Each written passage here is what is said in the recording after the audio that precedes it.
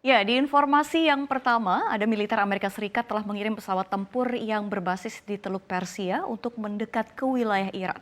Hal ini terjadi setelah munculnya laporan intelijen yang menuduh bahwa Teheran merencanakan serangan ke Arab Saudi.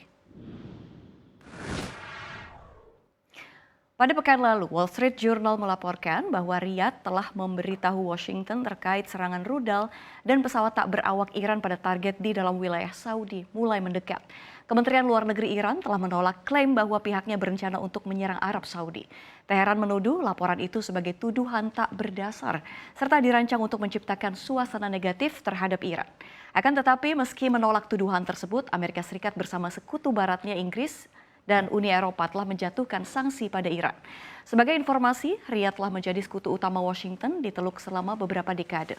Namun hubungan keduanya baru-baru ini dipertanyakan setelah OPEC, organisasi negara pengekspor minyak yang secara de facto dipimpin oleh Arab Saudi, memutuskan untuk mengurangi produksi minyak.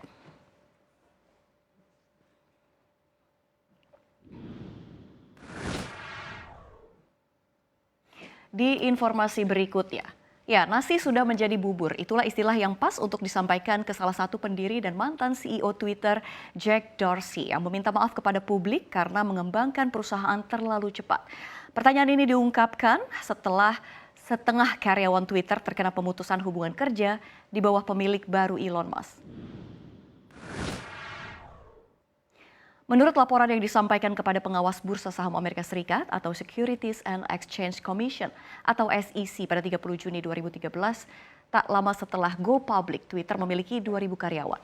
Lalu pada akhir 2021, Twitter melaporkan memiliki 7.500 lebih karyawan tetap.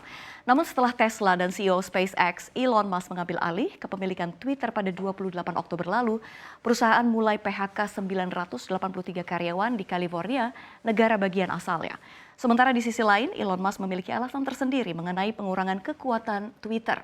Menurutnya, tidak ada pilihan ketika perusahaan merugi lebih dari 4 juta US dollar per hari.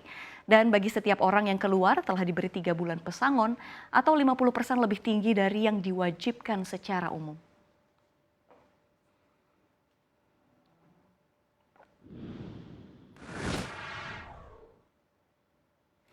Ya, kita lihat informasi dari domestik, masih dari kita ke informasi dari Badan Pusat Statistik yang mencatat rata-rata upah buruh karyawan atau pegawai pada Agustus 2022 mencapai 3 juta atau meningkat 5,61% dibandingkan sebelum pandemi, yakni 2,9 juta rupiah.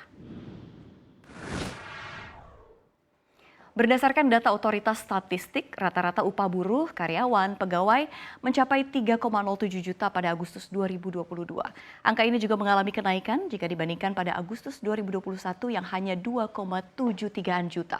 Margo mengemukakan kenaikan upah buruh tertinggi berada di lapangan pekerjaan di sektor jasa keuangan dan asuransi.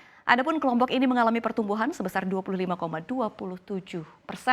Sementara itu kenaikan upah buruh terendah adalah di lapangan pekerjaan administrasi pemerintah sebesar 1,58%.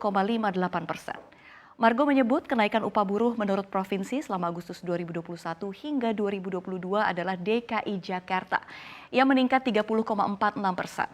Sementara itu provinsi tercatat yang alami penurunan terdalam adalah di Maluku Utara sebesar 1,94%.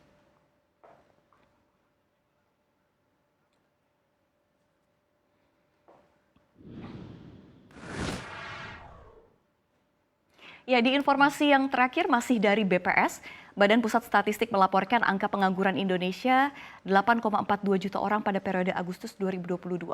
Angka ini naik dari sebelumnya 8,40 juta pada Februari 2022.